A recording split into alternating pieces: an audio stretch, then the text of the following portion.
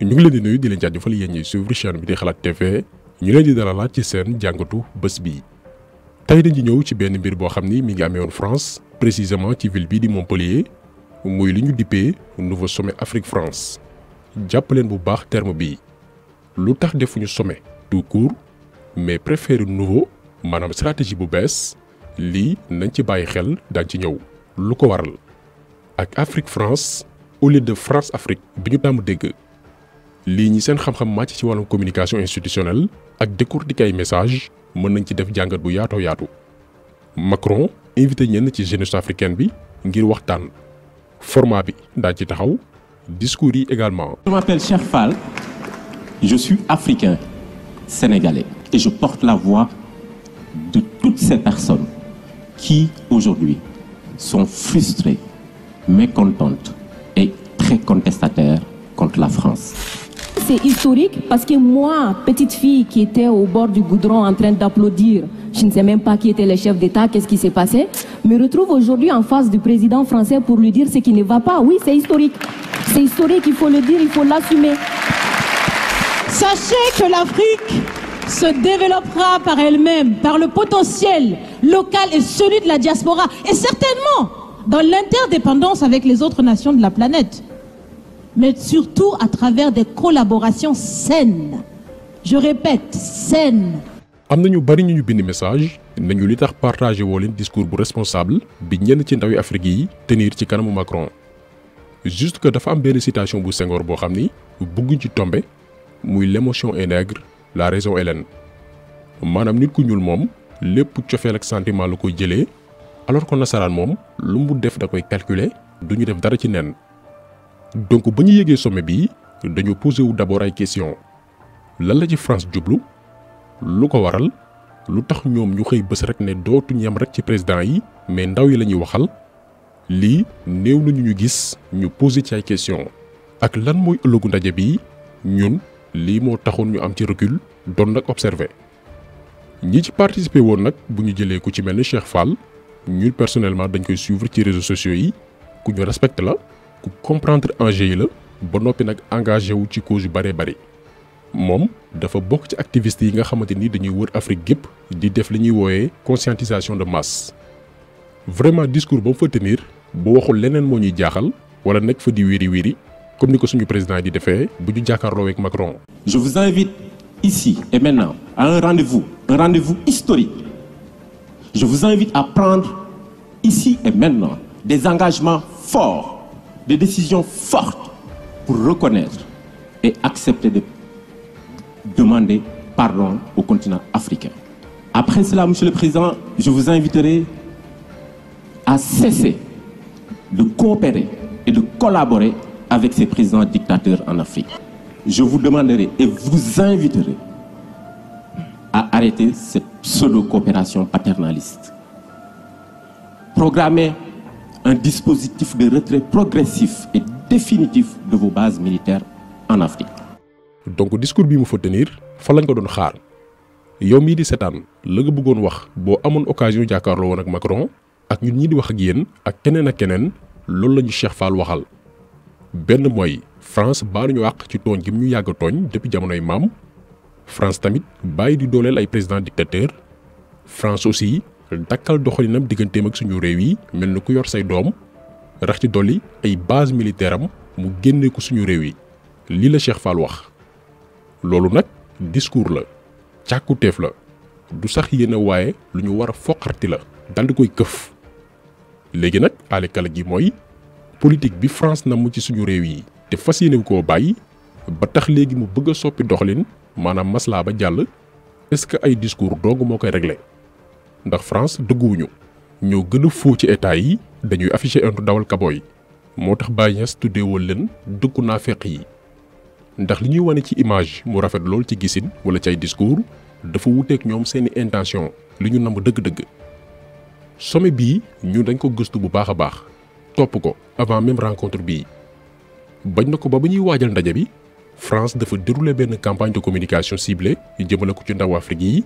ciblé ay artistes. cible ñoo xamante ni ndaw yi ñu ngi leen di suivre objectif bi moo ne woon gëmloo ñu ni suñu digganteeg France mënul dañ pik ak pelle la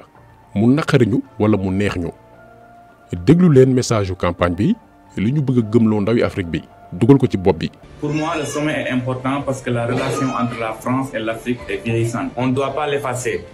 Elle doit évoluer. Alors fini la victimisation, Afrique fonce et passe à l'action. Fais-toi connaître, fais renaître la fierté de tes enfants. Une nouvelle ère se lève avec la France, de nouvelles actions. Donc li moo ne woon première étape bu campagne bi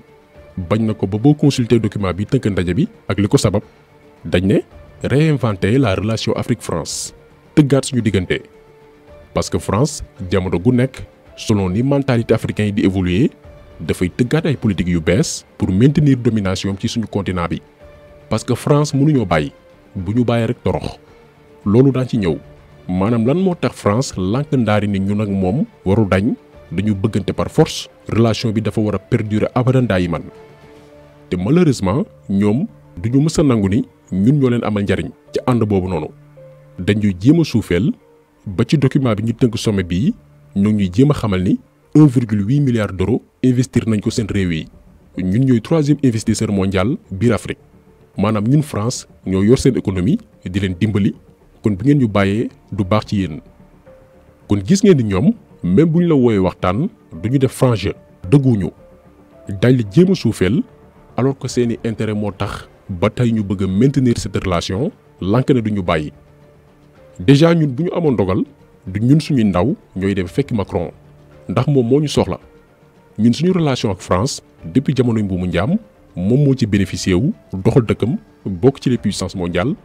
ñun ñu dellu ginnaaw di woy ci pauvreté kon moom bu ñu soxlaa pour ay intérêt nañu daje Dakar wala Abidjan Cotonou mbaa beneen capitale africaine ñu wax ko suñu dëgg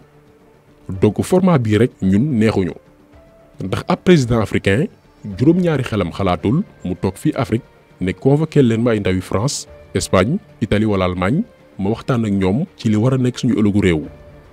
donc ni ñu ñaawluwee woon président yi demoon France lambar-lambari ngir waxtaani mbiru Afrique ci kanamu Macron lu yàggul noonu itam la ñu ñaawluwee sommet bii donte nag discours jeunes yi moo gën a responsable seeni njiit ndax waxal nañu li ñu bëggoon wax ñun bés bu ñu amoon occasion jàkkaarloo woon ak Macron mais problème bi mooy waa ji du koy dégg bañ na ko ba dafa am ay chef yu ko ngemb di ko defloo te itam moom Macron wax dëgg fa yàlla du suñu kilifa ba bu tayee mu convoqué suñuy président bu subaa suñuy ndaw ëllëg xam naa association jigéen yi wala ñeneen lay convoqué waat taxawaayu kilifteef bii la ñu war a njëkk dindi d'abord ku ne jox sa moroom cër ñuy door nag toog ci table waxtaan ndax ba tey France joxuñu cër bu ngeen dégluwee discours bi Macron tenir barki démb Ndiaye ci Mali di ngeen xam ni kii respecté wuñu ba tey dafa considéré dëkku Afrique yi comme ay région wu France te ku la nawlowul nag bul xaar di ko imposer moom li muy def keroog bi gars yi commencé partager vidéo ndaw yi dafa am benn waay bu ne lii ngeen di wax Macron de dafay dugg ci nopp droite génn ci nopp gauche effectivement parce que politique bu France mooy di xool jamono gu nekk nu muy gën a dëgërlee taxawaayam ci suñu réew yi te bu ñu demee ba ci biir vidéo bi di ngeen ci xam dara France jamono jii dafay naxante ak ñun parce que amatul choix loolu nag moo ñuy permettre ñu ñëw ci li waral dëgg-dëgg ndaje bii ak lan mooy finalité bi. vidéo bi ñu defoon ci fukki accord ak benn yi ñu signé ak France ba ñuy jox suñu soi-disant indépendance yéen a ngi fàttaliku benn ci poñ bi mooy dañ fiy installer ñoom seeni base militaire ak seeni service de renseignement li waral loolu mooy Afrique bañ leen a rëcc tey li France am ci information ci suñu réew yi moo xam ci nekkin ci dëkkuwaay ak ni ñuy dundee même suñu président yi amuñu ko France dafay am benn bànqaas bu ñu naan DGSE ay renseignement dong la ñu dajale suñu réew yi réew France dafa sonder la jeunesse africaine rawatina dëkk yi mu yaakaar te sondage bi dafa critique ci moom li muy xeeñ neexul li muy xeeñ te neexul ci France mooy xale yu am 15 jàpp 35 ans yoo xam ni gëmuñu France dem nañ ba comprendre ni ndeke suñu diggante ak France ñun ñoo ci gaañu depuis jamono esclavage ak colonisation jeunesse boobu noonu dem ba xam ne indépendance bi ñuy wax sax ci làmmiñ la yam dañoo tënk ci fànn yépp situation bii nii mësul am suñu continent bi moo xam Mali Sénégal Côte d'Ivoire Bénin Burkina Faso ak yeneen pays francophonie yi mooy France mi ngi ñàkk ndaw Afrique yi amatuñu seen complexe boo jëlee kaaw Mali tout au long période bi ñu doon xeex ngir jëlee fa IBK pancarte yépp dañ naan na fi France jógee ak ay militaire am Assimi Goïta ñëw ndaw yi ànd ak moom jox ko nopp jox ko bopp ngir jëlee fa réewu France ñoo ngi rocc ci France ndànk-ndànk révolution bu doy waar moo nekk di xew Mali lii mérite na sax ñu def ci benn vidéo spéciale nga ñëw Sénégal fukki ndaw yoo jël juróom-ñeent yépp dañ ne ni ñuy doxale ak France àndu ci ay mouvement France dégage juddu ay jeunes di ci gis seen bopp rax ci dolli manifestation dafay am surtout événement yu marché yi ndaw yi bàyyi ñëpp dem attaquer ay moomeelu France moo xam Auchan Total autoroute à péage lii ay misaal la yoo xamante ni France daf ko jël en compte daf ko leer ni lii bu dakkul fekk ñaar fukki at ak juróom jàpp juróom fukki at mbuumu jàmm bi dafay dog ndax même président yi fi toogaat jëmi jamono dafay am ñoo xamante ni dañoo màggaal ak sentiment anti français ñoo xam ne faalewuñu France amuñu seen complexe donc lu musul am nag bu amee faaw nga tëggaat lu bees lii nag moo jur nouveau sommet pas France Afrique mais Afrique France France dafa jaaxle. juróomi weer ci ginnaaw Macron gannaaw ndaje bu mu amaloon ak ay kilifaam nee naa leen moom ab jaamu seytaane la bu am ay kilifa dafa teniroon discours bii mu ne jot nañu taxaw ci lees waxul lu ñuy nëbb di ko ruumandaat te ñu gën a jege askan yi maanaam ñun Afrique suñu réew yi moo gën ñu tëju ci ay pokus di waxtaan ak dong ak njiital réew yi ndax kat France gannaaw jaaxleem ci lëgëm soxla nay njiital réew yoo xam ni daañu mën di déggoo lu ko mooy daañu jàmmarloog askan wu namu coppite dëgër lool te naqaree waxal discours bi li muy tekki mooy France wóoru na ko ni fekk quelques années dootul amati ay président marionnette yoo xamante ni daf leen di waxloo di leen defloo njiitu am fulla la nar a jàmmaar lool te du yomb ci ñoom partenariat gagnant-gagnant la ñuy def parce que lëkkaloo moom mënul ñàkk wala ku nekk jël sa yoonu bopp lii moo tax France di préparer avenir am songu jeunes yi ngir bañu couper les liens moom ak ndawi Afrique yi ndax ñii bu déggoowul ak ñoom rek mooy ñàkk na Afrique te France bu ñàkkee Afrique mooy dootul sax bokkati ci ñaar fukki réew yi nga xam ni ñoo ëpp doole ci àdduna bi ndax léppam fii la lii moo jur nouveau sommet Afrique France bu njëkk sommet France Afrique lañ doon wax France mooy jiitu Afrique daal di ci topp France mooy toog dajale ay président africain di leen dicter ay règle askan wi nga xamante ni moom boolewuñ ko ci dara te xamul ni mbir yi demee di tàccu ci beneen wet naan jërëjëf France mythe boobu noonu dafa tàmbali disparaître peuple africain yi rawatina ndaw yi dañu tàmbali yeewu moo tax léegi réewu France ne du ma yem rek ci président yi bañ na ko ba ñoom ñoo ko bindal seen bopp noir sur blanc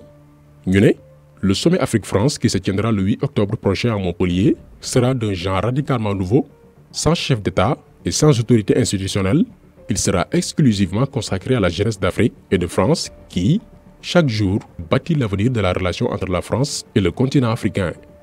dañuy amal doxalin bu bees boo xam ne benn njiite réew mbaa boromi ndombal tànk du ko teewee ndaw Afrique ak France dong lañ koy jagleel ngir nees lañu mën a ñoŋalee suñu diggante ngir tëggandoo suñu ëllëg. donc li waral sommet bi du lenn lu dul France gis na ni mi ngi ñàkk ndaw Afrique yi bu sàgganee ëllëg dootul am ay président yoo xamante ni dañ koy dunguru xale yii ñooy màgg yor réew yi mu ne xaaral ma jege leen di communiquer ak ñoom ngir coloré bi bañ a nax saa yi na ko ñëpp xamee noonu lii moo jur nouveau sommet Afrique-France. te piège bi nekk ci rencontre yu mel ni mooy Macron xam na bu baax ni bu woowee ndawi Afrique yi ban discours lañ fay tenir. nee naa leen ñoom ñooñu gën a maîtriser ñaar fukki junni yoon suñu réew yi xam nañ bu baax lu ñu leen waxul léegi nag dañuy wëy di tollanti genre ndaje yu ni mel ñoom nangu nañu encaissé même bu ñu leen doon tiim di leen saaga dañuy nangu. xam nga ren invité nañ ay jeunes ñu tenir fa discours yu am solo macha allah ñëpp di ko rafetlu di ko partager fépp seetlu leen beneen yoon yeneen jeunes africains ñoom itam dañuy rêver participer ci rencontre yu ni mel souvenir sax lay nekk ci ñoom maanaam dem ba am seeni sët. naa leen bés ba ma jàkkaarloo woon ak Macron ak li ma ko wax mais après discours yi quelle est la suite lan mooy njeexital bi Macron mu ñu gën a xam foofu li xew kenn la ci defkatu ñaawteef yi tey suñu réew yi en otage da ci taq rip xam na bu baax luñ ko waxul léegi nag est-ce que ñun dañoo bëgg a tabax suñu réew yi ci ay discours dong chaque période ñu wooñu France ñu dem tenir fay discours ñibbisiwaat mu jeex ñun daal suñu avenir ci discours lañ ko bëgg a tënk. France moom ay pexe lay tëgg ñun nag naka la ñuy toggee ci table tëgg ay pexe ni ñoom yaakaar naa lii mooy vrai enjeu bi ci lii lañu war a taxaw d'abord. donc jàngat bi ñu def ci mbir yi mooy France moom jamono gu jot selon situation yi ni muy demee mi ngi dans la planification duñoo ñëwoon def ñu ay jaam ñu dem ba abolir esclavage ñu indil ñu colonisation ñu dem ba xam ni colonisation bii nag bu dakkul askan wi daañu fippu guerre ak ñun ñu signé ay accord d'indépendance bàyyi fi nag ay mécanismes yi tax ñuy wëy di ñu contrôler léegi ñëwatuñ di ñu noot mais dañu ngémb ay nit yu ñuul comme ñun ñu leen di tarbi yu ñoom di dox seeni waaw ñu dem nag ba xam ni am na génération buy màgg ba noppi comprendre enjeu yi ñu nit ñi buñ leen jegewul di waxtaan ak ñoom ay présidents yu radicaux la ñu nar a jàmmaarlu ëllëg ba tax na kon lépp lu ñu mën a def pour maintenir fi seen domination am fi ay présidents yoo xamante ni seeni xarit la ñuy doon te ndaw yi war a nekk mag ëllëg la mbir yi di xeeñ neexul faaw France maslaa ba jàll ndax li fi am bëgg koo ñàkk. dañ leen di rek jox exemple li fi France di gagné suñu réew yi ak ay entreprise am yi nga xamante ni ñu ngi tasaaroo ci réew yu bare bari bu ñu jëlee Orange bu ñu jëlee 2020 bi ñu génn rek gagné nañ fi 5,8 milliards d'euros lu ëpp 3000 milliards. nga jël groupe Canal daañu gagné suñu réew yi at bu yàlla sàkk lu mu néew 330 milliards. groupe Total au minimum daañ fi def chiffre d'affaires 22,3 milliards de dollars plus de 12 000 milliards de francs CFA. boolewu ci seeni banque ak seen société yi fi exploité gaz ak pétrole ba ci la langue française bu du woon ñun suñu réew yi du bokk ci fukki làkk yi nga xamante nii moom la ñuy gën a wax ci àdduna bi. donc ñun suñu diggante ak France moom France moo ci bari lay intérêt ba tax mënuñoo bàyyi ba tax période bu ci nekk ñuy jéem planifier di waajal ban relation la ñu war a am ak ñun. léegi ñun Afrique kañ la ñuy toog ci table ñun tamit ñu ne nen kenn duñu rax ñu toog suñu biir waxtaanee suñu ëllëg xool itam naka la ñuy préserver suñuy intérêt comme ni ko yeneen réew yi di defee mais pas bëgg a sax ci nekk ay doomi jàmbur di wut ay parrain bitim réew. lii moo war a jeex ñun fii la ñuy xaar africains yi pourquoi pas sommet boo xamante ni doomi Afrique yëpp lay boole moo xam ñi nekk ci biir réew mi ak ñi nekk bitim réew ngir xool suñu ëllëgu continent bi nga xam ni ñëpp ko dégg bët kenn bëggu fi jógee. kon taxaw seetlu bi tey loolu la woon ñu ngi leen di gërëm di leen jaajëfal di leen di daje incha allah beneen yoon ci beneen jàngat jaa ngeen jëf.